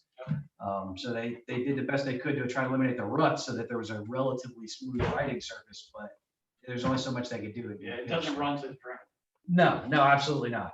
So we ended up losing the crown on a large portion of the road. So what the plan is to go back and do is do a profile mill at the edges, which means you set it at the curb line, you would set it a full 1.5 inches or 2 inches. And at the left edge of the milling machine, you would just barely scratch the surface. So what that'll allow you to do is when you go and repave, now it'll be higher at the left edge than it was on the right edge. And then they'll continue that slope to the center line. So that allows us to give us the shape back. It also helps because right now we have fixed curb reveal and all the drains and all the driveways and all meet at that, that elevation. So we can't just throw another 2 inches on top and mess everything up. So that profile mill allows us to reshape and maintain the drainage flow. So that's the path forward. Ryan, will we have someone on site to supervise this operation from R&B? Yeah, absolutely. Because you know what, this has to be done right. I mean, the last time it was, I know that there was sinking and all that other stuff that wasn't the top coat people who did the top coat's fault. However, it was an atrocity when they were putting that hot asphalt down in the rain. It was smoking. There was cracks everywhere. I mean, somebody's got to supervise this operation because we can't get it wrong the second time. Agreed. So we were there, and to be very frank with you, we were put in a very difficult spot because there was 2+ inches of rain forecasted that day. You know, it became pretty obvious after an hour or so getting into it that there was clay underneath, and that the problem was the fact that the clay had gotten saturated. So, you know, looking at it, we were thinking of, okay, well, this is just going to get way more saturated if we don't get it covered up. So we essentially made the difficult decision of, you know, look, let's try to get it covered. Hopefully it won't be that bad. Maybe there'll be some spots that we have to fix. You know, because if we don't, it's just going to be a big sloppy mess, and it might be a big sloppy mess for a month. You know, we might be hauling out 2 feet of material over the whole road, and that's, you know, significantly more expensive and time consuming. Right. We do want a nice smooth top coat that yeah. doesn't have cracks and crevices and inconsistencies, which don't have anything to do with the sinking clay beds. So all the cracks and all of that, what you're seeing is essentially the material moving underneath, and then it reflects up through the surface. Pavement is a very flexible material, especially when you first lay it. So it's hard to produce a crack there just in the asphalt itself. It has to generate from the subgrade and then work its way up to the surface. So I mean, if you walked it, I mean, I walked it the day after, and it was literally through, you know, there was only a 1/4 inch of asphalt in some spots, but the asphalt was pumping under my foot, you know, the way the sand pumps when it's wet at the beach or wherever. So it was definitely that was the source of the problem. It wasn't that, you know, it was bad asphalt or that they did a bad job of putting it down. When you put a flexible pavement material on, you know, essentially like a water bed underneath of it, it just keeps moving and bending and twisting. So it doesn't have, you know, you can't compact it onto something solid underneath and form that strong compacted layer you're looking for. It just kept pushing out, you know, no matter when they push down with the roller, it would just push out the sides or push out in front of the machine. So you do end up with that, you know, horrible look of cracks and all of that. But I promise you, all of that originates in the subgrade. That's nothing that they were doing with the roller or anything. I mean, they were, you know, using standard material and standard equipment, but when that's what the subgrade is, that's how it comes out, unfortunately. But yeah, like I said, we went back, we dug out all the material that we could identify as being unsuitable. We've also now had, you know, 4 or 5 months with it not being exposed to weather. The asphalt seals it off, so it's had a chance to dry. So we're confident that the subgrade is in far better shape now. Proof roll, we go and let them put any asphalt down. That's where you get a loaded triaxle truck and you observe looking for deflection as it drives down the street. Most people don't realize it, but if you drive an 80,000 pound truck down the street, the asphalt will actually move underneath the truck tire. Even, you know, after it's been there for 5 years, it will flex. So, you know, we'll go and we'll do that inspection, do that proof roll prior to putting anything down to make sure there are no, you know, soft spots or anything that's deflecting more than it should at this point. And then, you know, once we have another 1.5 or 2 inch surface course on the top, you'll just see a smooth riding surface and you'll never know what happened. So. Thank you. Yep, of course. Then the last update is just the solar. We did finally get an updated proposal down at the train station. We're confident as most of the city accounts are trying to put out some of the details on some of them, but I think the next step is really to meet with the property committee and talk about, you know, or potentially finance or development, and talk about the rate that they proposed and what that would look like savings wise. It seems like they can offer a pretty good savings that would add up over the 15-year term. So it's definitely worthwhile. Angela is back as well. I have a question for Ryan before we go to Angela. Sure. I had sent you a email correspondence from ICF, the people that are doing the Ocean Wind project offshore. I don't know if that's your expertise or not, but they did ask for someone to, if Egg Harbor City wanted to consult on the ocean offshore wind farm construction, which is located basically probably 75%, I would say, off the shore of Atlantic County, with a offshore interconnection point at Oyster Creek, which is Ocean County. But I'm not, that's totally outside my realm of expertise. So but I can get that.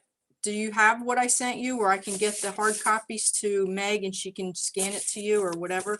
yeah, I reviewed that. I mean, on a personal level, it's pretty fascinating, but essentially they have to go through a lot of federal environmental processes to essentially get clearance to build the project. So there's extensive public outreach that's required. So what they do first is they form essentially a mailing list, and they reach out to all parties that would need to be required to be noticed. And they say, do you want to be part of this or not? Because we're going to send out, 100 things over the next 2 years, and we're either going to include you or we're not, based on how you respond. So, I mean, it would be up to you and up to the city if you wanted to be an advisory member and continue to receive those updates as they release them. That's completely up to you guys. I mean, like I said, personally, I found it very interesting. It's a project stretches all the way. It's 10 to 15 miles offshore that stretches from about Brigantine to well into Ocean City. So it's a huge area, and they're reaching out to you as a, I'm gonna hold it up. I don't know if you guys, can you see this or not? Can you see where it is? That's harsh. That's it. Like there's the wind fields, I guess. And if you look at the span, it's really basically 75% in ocean in Atlantic County. If you can see that. And then probably about 25 is in Cape May County. But the extension to the connection, onshore interconnection, goes all the way to Oyster Creek. Yeah, they're proposing 2 of them. The actual wind farm is proposed in 3 cells. 2 of them would feed up to Oyster Creek and 1 would feed to Beasley's Point. The reason for that is there's already electrical distribution systems at those locations. So if you can get it onshore and get it to there, you don't have to rebuild the whole grid to try to tie in somewhere else. So what's your recommendation, Ryan? Should we? I mean, the worst case scenario is you just ignore it. So, I mean, I think you should sign up, and that way you'll get the information. You'd be apprised to whatever's going on. You don't just have to read about it in the paper. You don't really have anything to lose except a couple more emails in your email box. It's funny. Okay, thank you. That's all. City Attorney. Thank you. Sorry about the bad connection I got. I got kicked off, so. I have 2 things. One for council's consideration is the ordinance for cooperative sober living residences. And that'll require publication and introduction. And this is the ordinance that was approved by the Land Use Board this Monday, April the 5th. They had a special meeting. Before that, Ryan put together a memorandum in conjunction with the master plan that we're doing and recommended spacing for the cooperative sober living residences, which are the group homes essentially. And I incorporated that memorandum into this ordinance. And so at the next meeting, I recommend we have the public portion if the council is so inclined to have this ordinance published. I think it's necessary for Egg Harbor City, and I think now is a good time to do it. Make it in conjunction with the master plan. I hope everyone had a chance to look at it. If anyone has any questions on it, I'm here to answer them, as well as Ryan. Councilwoman Heist, it is on tonight's agenda, Yes. agenda for introduction. It is. Public hearing on April 22nd. All right, anything else, Angela? Yes, I have, if possible, I'd like to get a resolution from council for the Land Use Board to review the cannabis legislation, also in conjunction with the master plan, to see if they want to come up with any zoning plan for especially retail in Egg Harbor City. And I'm talking about especially on Philadelphia Avenue. If this is the way the city wants to go, we need to get an ordinance passed by August 21st. If we get nothing passed by August 21st, then whatever the state mandates, Egg Harbor City will need to abide by. So if there's any interest at all in trying to regulate, especially the retail, I think now is the time to do it. And if you're so inclined, I would need a resolution for that to send it to the Land Use Board. And that would need a motion and a second, and then a roll call. Can we get that? Make a motion. I have a motion by Mason Wright, I second it. a second by Sefton. I'll do a roll call. Brown, Yes. Clark. Yes. Dash. Yes. Heist. Yes. Sefton. Yes. Timbers. Yes. Python. Yes. Great. Yes. Thank you very much. And with that, the Land Use Board is meeting on April 20th. And hopefully they can consider it at that point, and I'll have a report to you on April 22nd, I hope. And with that, that's all I have. Thank you very much. Thank you. All right. So number 14, resolution to renew the contract for vehicle maintenance and repair services from May 1st, 2021 to April 30th, 2022 with Highway Motors. This is a contract for Highway Motors to do all the repairs of the city vehicles and trucks and basically anything with 4 wheels, he fixes for us. I make the motions, Trithol. Second dash. Roll call. Brown, Yes. Clark. Yes. Dash. Yes. Heist. Yes. Sefton. Yes. Timbers. Yes. Strikeoff. Yes.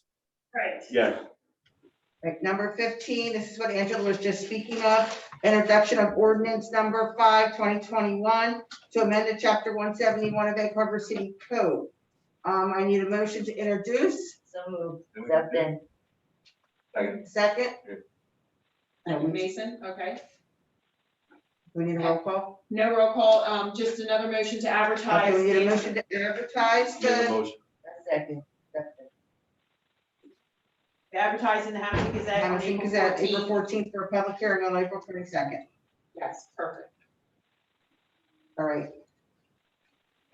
Number 16, public hearing, ordinance number 4, 2021, calendar year 2021, model ordinance to exceed the municipal budget appropriation limits and to establish a cap bank. It's open for public hearing. If anyone We have to make a motion to open. make a motion to open to I'll a make a public motion to hearing. open. Second dash. Second Dash, and Jody, can you please explain? Sure. So this just allows us the state has, sorry, I'm trying to think how to explain it, has an annual percentage index that you can increase your appropriations by that are considered within the cap. That's almost everything except for things like debt service and capital. So I believe the state's percentage this year was 1 or 1.5%. You can do an ordinance to increase that up to 3.5%. And if you don't use it, which most likely we will not, we're not usually anywhere near our capital for that calculation. But it just allows you to bank it to possibly use it in the future if you need to. You have, I believe, 3 years to use it after the current year. And we do this every year. Yes, we do it every year with the budget. This is not anything new. Thank you. Anyone from the public have any comment?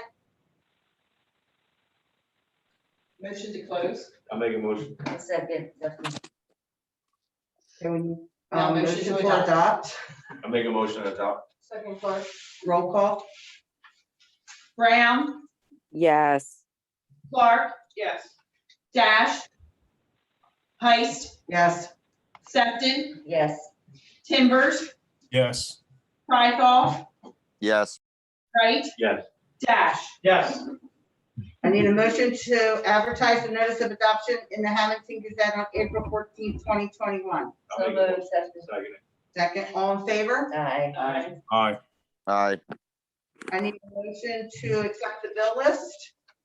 So moved. I'll Second. second. Roll call. Brown, Yes. Clark. Yes. Dash. Yes. Heist, Yes. Sefton, Yes. Timbers, Yes. Strikeoff, Yes. Wright. Yes. Okay, number 18, mayor and council comments. Mayor, do you have any comments? I would just like to let everybody know that with the cooperation of Pleasantville Police Department and Fire Department, we were able to vaccinate over 50 people from Egg Harbor City. And I'd like to thank Natasha Collier for collecting names for that effort, and also to Councilman Trithol, who actually coordinated a lot of that effort. Scott, did you want to say anything about that? Yes, thanks, Mayor. Yeah, we did have some residents that did utilize the transportation grant that we got from Ocean Inc., the nonprofit, with the Uber and the Lyft. And, we were able to get some more I am blasting again on Facebook, all the contacts that I have, because we are doing 2 more days of clinics, and I have plenty of vaccines left at the site that I'm running. So, The you site, know, Scott, can you tell everybody? yeah, it's at Mount Zion Baptist Church, which is at 353 South New Road in Pleasantville. And we're in operation tomorrow from 7 a.m. to 1 p.m. and then all day from 9 a.m. to 7 p.m. on Saturday. So it's a walk-in. We decided to open it up to anybody that is residents Pleasantville, Egg Harbor City, the county, and since it's run by the state DOH and sponsored by them, you know, basically state residents are also being vaccinated as well. So that's all I have, Mayor. Thank you, Scott. And the only other thing I would say is that anyone who still is interested in doing the cleanup, there's plenty of time. The equipment's at City Hall. You can sign it out there. If you want to be eligible for a prize drawing, you do have to register on the email that I had given earlier, and that is on Facebook and Instagram. And that's all I have. Thank you. Councilwoman Brown? Anything? Yes. I have a couple things to say. First of all, I was waiting to give my committee report for the ordinance committee, which I am temporarily chairing in the absence of Councilman Trithol. We did have a meeting last Tuesday. We did discuss 3 different things. One of them being trying to implement a bicycle ordinance on Philadelphia Avenue. Kind of the consensus of the ordinance committee was that it wouldn't be feasible. So that was one thing I wanted to bring to council. The other thing that I would like to bring to council is the fact I would like to remind everyone that we are all adults and we all need to talk to each other with a certain level of respect. I've been on this council for 2 years and I've always talked to everyone with respect. When they talk, I listen. I don't cut people off. I don't overtalk people. I don't talk to people in a rude, condescending way. And I expect that same respect from everyone. I don't want to have to make that statement again because I don't feel I should have to. So back to the ordinance committee, that was it. And that's all I have to say about my comments.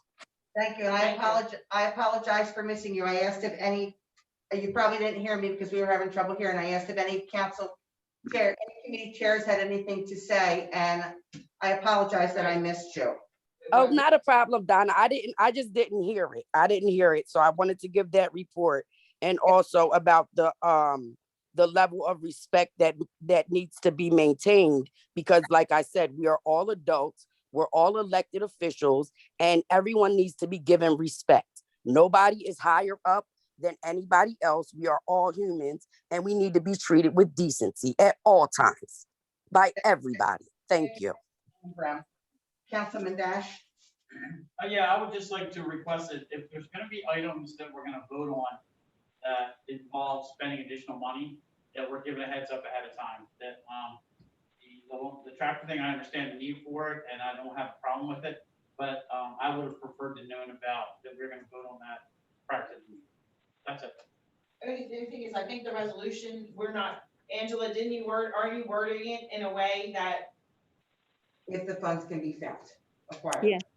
That you're okay with the concept, but we're not spending the money yet, so. Yes. Is that okay, Judy?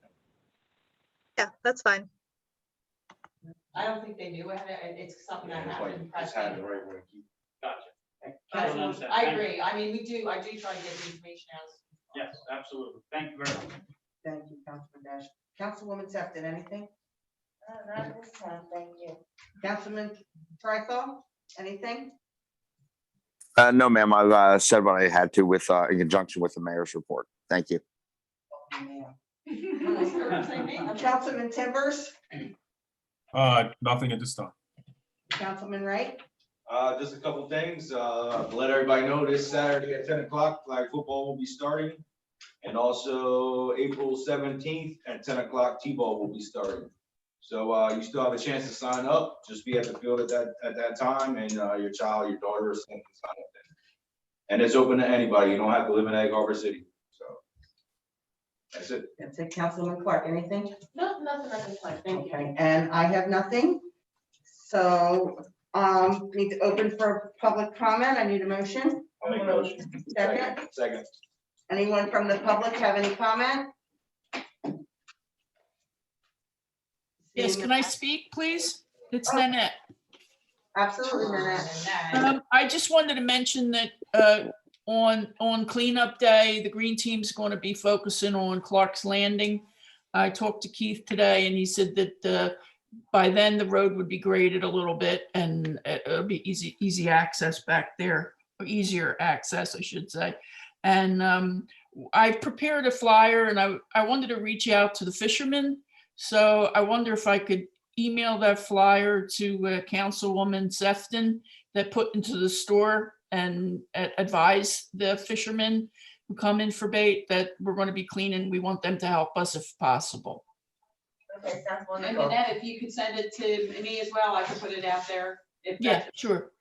We'll do that. Thank you. That's all I had. Thank you. Anyone else? Yes, this is Kim Hess from New Orleans Avenue. I had two questions.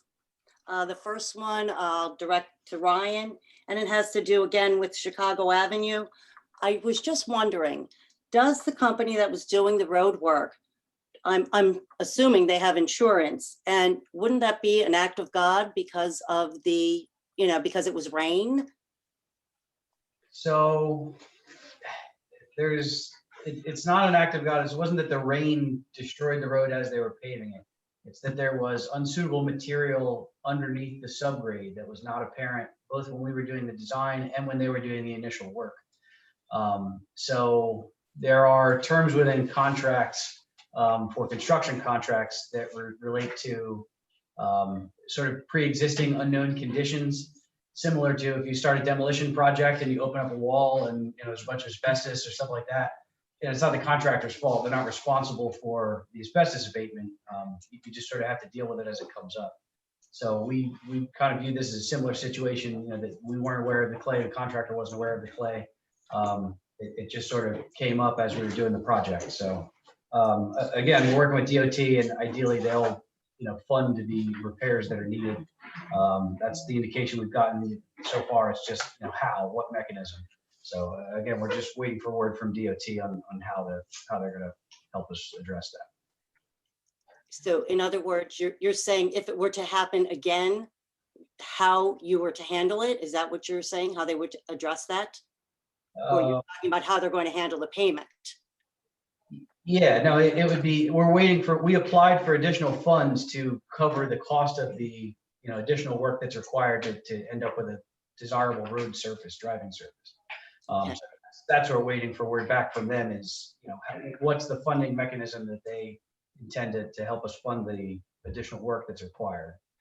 Like I said, they've indicated that they intend to fund the work. There's just a couple different ways they could do it. We're just waiting for word on how that's going to move forward. Kim, I think what you're asking is that, would this happen again? And apparently we had to wait all this time to get that fixed because we had to wait for that water to dry up underneath the road.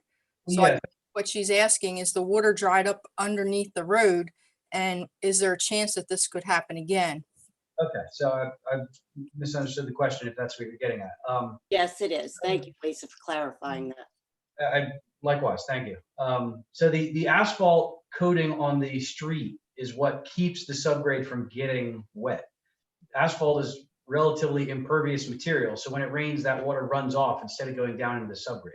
When the contractor has to do the road work, they have to open it up. They have to dig along the side. They have to replace the curb. So you expose the subgrade to the weather. It rained a few times while they were doing the project. That's what saturates the subgrade.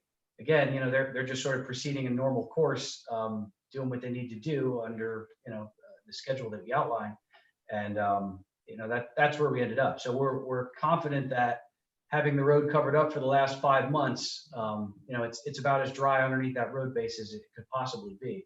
But to your point, that's why earlier I indicated we would do a proof roll on the entire road. If there's still a spot that's influenced by groundwater, if there's, other issues that are under the subgrade, we want them to reveal themselves before we would go and do a permanent repair. So if there's still a spot that fails the proof roll, like I said, there's too much deflection that we observed with a fully loaded truck driving over it, then we'll have to go back and address that spot. But generally speaking, the reason we wanted to leave for a few months over the winter, not just that we'd have difficulty getting asphalt, is to let that subgrade heal and let it drain and stabilize. So we anticipate that when we go back now, we wouldn't need to expose the subgrade, we wouldn't need to expose it to water. We should be able to just do the profile mill and overlay, and everything should be okay after that. I mean, if you remember that road existed for 30 or 40 years with the asphalt on top of it with only minimal failures. There wasn't 2-foot ruts in the asphalt before the project started. So, the asphalt does a good job of keeping that water out of the subgrade and keeping things stabilized. We just, now that it's established, we're confident that is the status of subgrade again, that it should be okay. And Ryan, lastly, does the water table affect that at all? So it can. We don't believe that's the case here, but I can give you a good example. We did the 100 block of Boston Avenue, probably about 10 years ago now. And when we went through, there was evidence of an old stream that crossed Boston Avenue in that section, and the stream bed is still there. The water is still moving underground. We ended up having to go in and put some additional material. We ended up digging out, 18 inches or 2 feet of material because that river base is still there and it's still moving, whether you cover it up or not. So it can happen. We ran into that at Deestwick Street too, between St. Louis and Buffalo. When we were doing the path and doing that road, we ended up putting 2 feet of stone in a section there. So it can happen. Again, given where we're at here, we didn't see any signs that that's the case. So we don't believe that groundwater is a factor in this situation, but it definitely can be.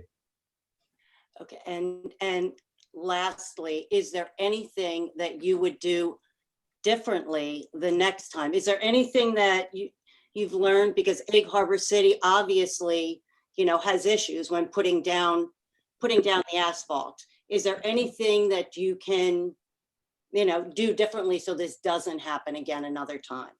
So what we've discussed internally is trying to increase the number of cores, but also increasing the depth of the cores.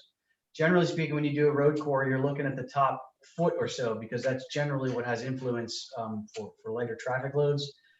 We've been trying to economize the paving section in the town. I mean, we used to do a full 6-inch TGA, 2-inch base, 2-inch top everywhere.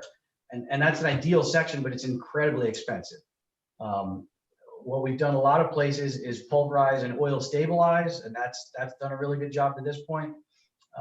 We were attempting to pulverize, shape grade, compact, and do a 2-inch paving on top. Again, we just ended up with essentially trying to do the wrong thing in the wrong area. So the road cores do tell you more. Again, we talked about increasing the depth or doubling the depth to try to pick up that clay. But I mean, it's one of those things, and we could spec 6, 2, and 2 everywhere, and you probably never have this, but you'd be paying twice as much for every road everywhere. So ultimately, you're not achieving any savings. You try to balance that line, and we're trying to economize and give you as much road as we can, as cheaply as we can. But occasionally you're going to have things like this crop up. So. Thank you very much, Ryan. I appreciate it. Of course. I do have one other question, and this one's for Angela, and it's regarding the sober living residents. Sure. And what I wanted to know, what are you referring to the master plan? Like these can go anywhere where residents live, correct? No, that's wrong. Okay. So what I'm referring to is the city is now redoing its master plan, which is required every 10 years. In conjunction with looking at all of the zoning within the city, Ryan came up with a memorandum specifically referring to the cooperative sober living residences, which are essentially the group homes.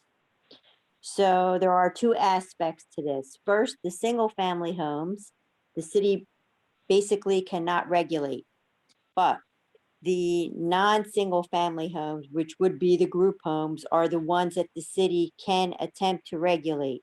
And by attempting to regulate, I am talking about spacing requirement that's part of its zoning plan. So the spacing requirements will be basically from group home to group home, but also within 1,000 feet from any school, which we think would be agreeable to any court should any of this be challenged. And also, it would make sense with the master plan since the land use board is also considering that. But I hope that answers your question. Angela, you were saying the master plan, they're working on the master plan now, right? So Yes, that's, we are. okay, referring to. And you're also talking about, now you said, although it can't be just anywhere because it has to be 300 feet away from each other, it has to be 1,000 feet away from school. With that in mind, now you can put it anywhere else where, in the residential areas. Well, we also made them conditional uses within the other areas. So a conditional use is a higher grade of zoning than just placing them anywhere. And we think that would also be appropriate, which means they would have to come before the land use board and show that they have a class F license and also that they meet the conditions, these conditions that we have established in this ordinance. And Angela, I know they have to have the class F, but how are we as residents to know if we're living next to one? How would we know? Well, could we check and see if there's a class F or, what would happen now is because you're a conditional use, it'd have to go to the land use board, present the class F. So there would be public notice when the land use board considers it. They would have to show that they meet the spacing requirements. And so that would be the mechanism that the city would find out about these. And that's also the mechanism by way of the neighbors through public notice would find out.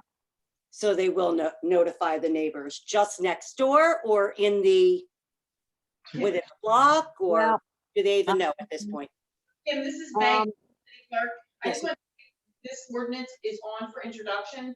So it would be helpful if any questions, maybe ahead of time, could be sent to the city attorney, which she would be prepared to answer. And we can address next hearing meeting at the public hearing. Is 422. Okay. But I mean, any resident, not just you, like, if it would be helpful if we get the questions ahead of time for the city, for the engineer, for the city attorney. But Okay. the public hearing actually on this ordinance will be at the next council meeting. Oh, okay. Thank you. The questions ahead of time that would be very helpful. Okay, terrific. Now, who should I send them to? Send them to me and I can forward them to the engineer, the city attorney, and they Perfect. where else they need to go to. Thank you. Thanks a lot. And thanks, Angela. Oh, thank you. Anytime. Now a motion to come out of public comment. Second. Motion to adjourn. Make a motion. Second. All in favor? Aye. Night. Aye. Good night, everybody. Thank you. Good night.